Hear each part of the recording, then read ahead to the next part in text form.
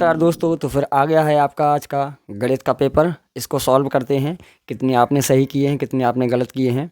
और इसके पहले जो आपका कल हिंदी का पेपर हुआ था, यदि आप लोगों ने उसको चेक नहीं किया है तो वो भी मैं उसका वीडियो बना के डाल चुका हूँ।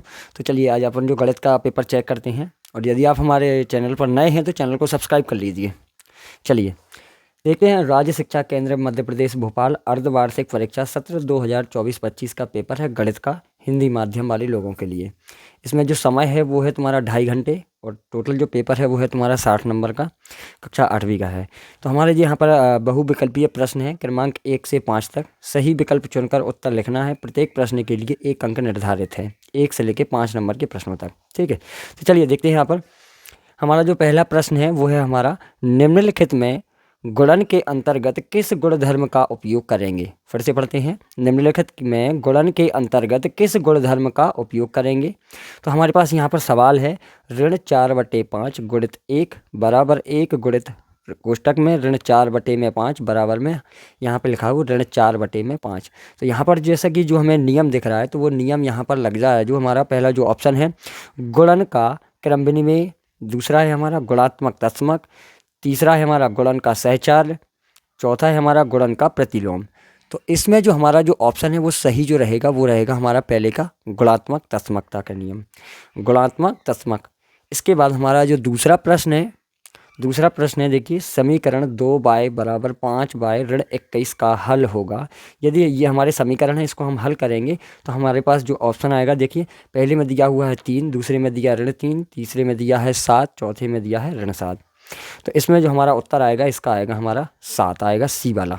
ठीक है, इसके बाद तीसरा वाला हमारा जो प्रश्न है 23 के घन में यदि हम इसका घन करें तो इसमें जो इकाई अंक है वो हमारा इकाई अंक क्या आएगा। तो ए वाला है इसका 3, बी वाला है इसका 6, सी 7 और डी है इसका 9। तो हमारा जो इसमें जो उत्तर आएगा वो आएगा हमारा इसमें सी। सही जो उत्तर होगा वो होगा हमारा सी, यानी कि इसका भी हमारा जो उत्तर आएगा वो आएगा 7।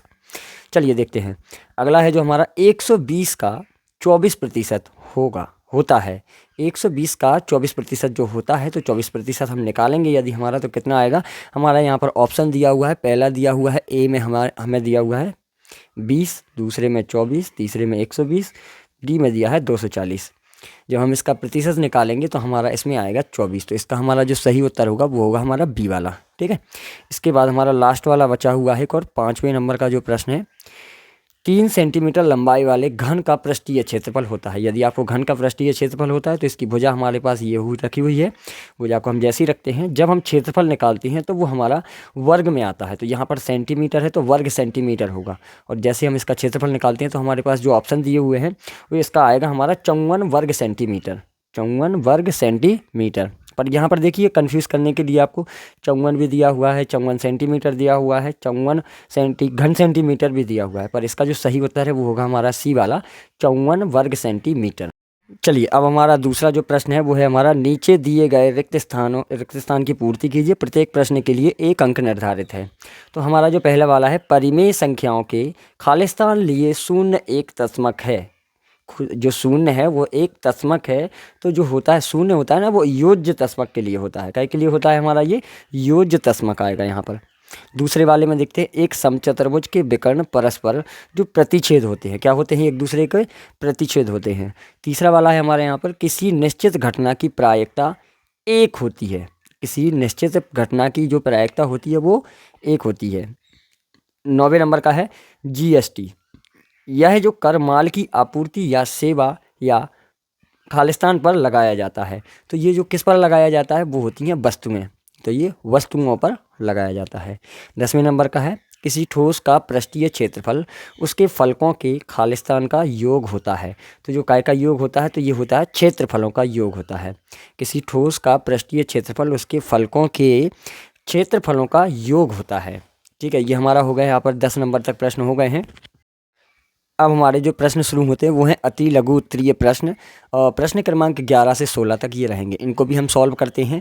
तो नीचे दिए गए प्रश्नों को हल कीजिए। प्रत्येक प्रश्न के लिए 2 अंक निर्धारित हैं। तो यदि आप एक प्रश्न करते हो तो इसका उत्तर आपको इसके जो अंक हैं वो आपको 2 अंक मिलेंगे। तो हमारे जो 11वें नंबर का प्रश्न है, ऋण 4/9 धन ऋण 4/9 को हल करना है। इसका जो हल है मैंने यहाँ पर किया हुआ है, देख लीजिए आप इसका उत्तर। हमारा 12वें नंबर का प्रश्न है, व्यंजक एक धन जेड पे 2 की घात धन जेड पे 3 की घात रैखिक व्यंजक है या नहीं, और यदि नहीं तो क्यों? इसका हमें रीज़न बताना है। तो देखिए रीज़न ये रहा हमारा स्क्रीन पर, एक धन जेड पे 2 की घात धन जेड पे 3 की घात रैखिक व्यंजक नहीं है, क्योंकि रैखिक व्यंजक की अधिकतम घात 1 होनी चाहिए, जो कि यहाँ अधिकतम घात 3 है, इसलिए यह रैखिक व्यंजक नहीं है।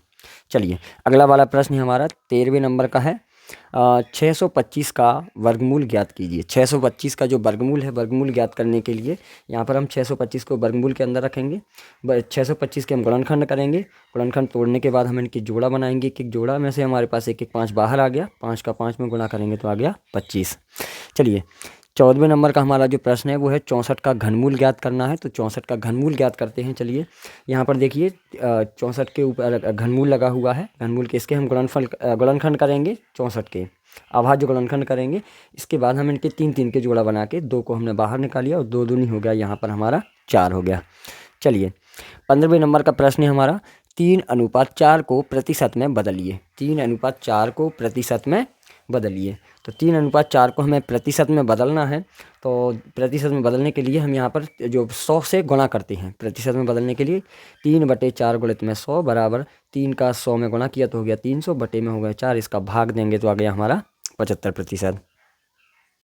जो लास्ट वाला हमारा सवाल है, 3 पदों वाले व्यंजक को क्या कहते हैं? तो 3 पदों वाले व्यंजक को तृतीयक व्यंजक कहते हैं। तृतीयक क्या बोलेंगे? तृतीयक व्यंजक कहते हैं। ये हमारा पूरा ऑब्जेक्टिव प्रश्न जो है हमारा हल हो चुका है। यदि आप ऐसे ही हमारे जो है प्रश्नों के उत्तर चाहते हैं, आगे में भी मैं ऐसे पेपर को सॉल्व करता रहूं, तो आप चैनल को सब्सक्राइब कर लीजिए और एक लाइक ज़रूर करते जाइएगा। Thank you.